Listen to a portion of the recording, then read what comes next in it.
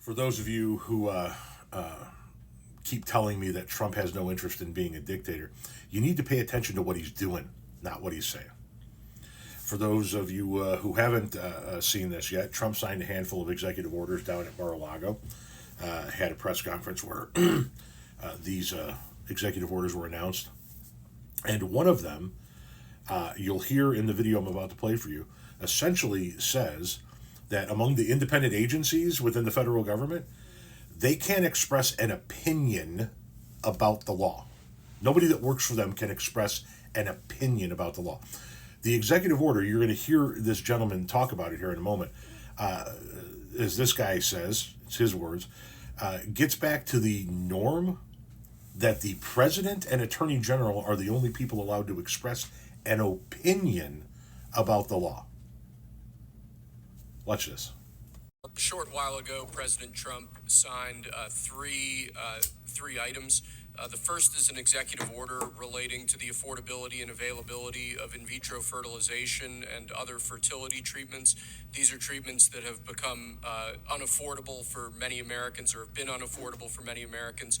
And the executive order is a directive to the Domestic Policy Council to examine ways to make IVF and other fertility treatments more affordable for more Americans. The second item that we signed was a presidential memorandum imposing radical transparency requirements on government departments and agencies, in keeping with President Trump and the administration's broader commitment to governmental transparency. What this presidential memorandum would do is require, as waste, fraud, and abuse is uncovered, as programs are canceled, and ultimately as taxpayer dollars are saved, this presidential memorandum would require departments and agencies to make all of the details of that freely available to the public. Lastly, we have another executive order that President Trump signed relating to independent agencies. This executive order would establish important oversight functions in the Office of Management and Budget and its subsidiary office, OIRA, supervising independent agencies and many of their actions, and also reestablishes the longstanding norm that only the president or the attorney general can speak for the United States when stating an opinion as to what the law is. Fertilization, I've been saying that we're going to do what we have to do, and I think the women and families, husbands, are very appreciative of it. Okay, so let's first take the in vitro fertilization.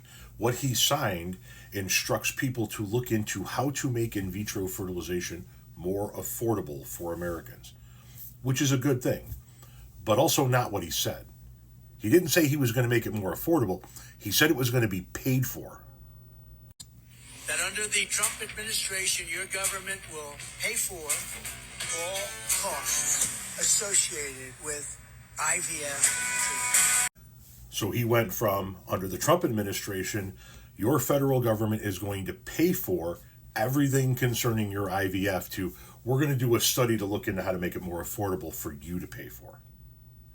The second thing the guy talked about, him signing, was when they find waste and fraud, they're going to make it public. Okay? You claim to have found $40 billion in waste and fraud. Where is it? Show it. Make it public. You guys have already claimed that you have found $40 billion. Yet I don't see it anywhere. And then, of course, there's the last thing, which is what we started this video talking about. That the president and attorney general are the only people that can speak for the United States when rendering an opinion about the law. Are we going to start arresting people who work for the federal government if they express an opinion about the law? And where does that end? Does that eventually lead to other people? Does it lead to news outlets?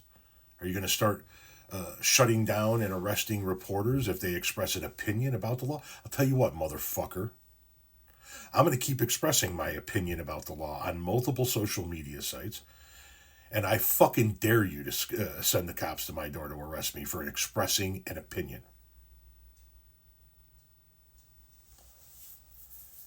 Tom, he doesn't want to be a dictator. Well, he's sure fucking acting like one.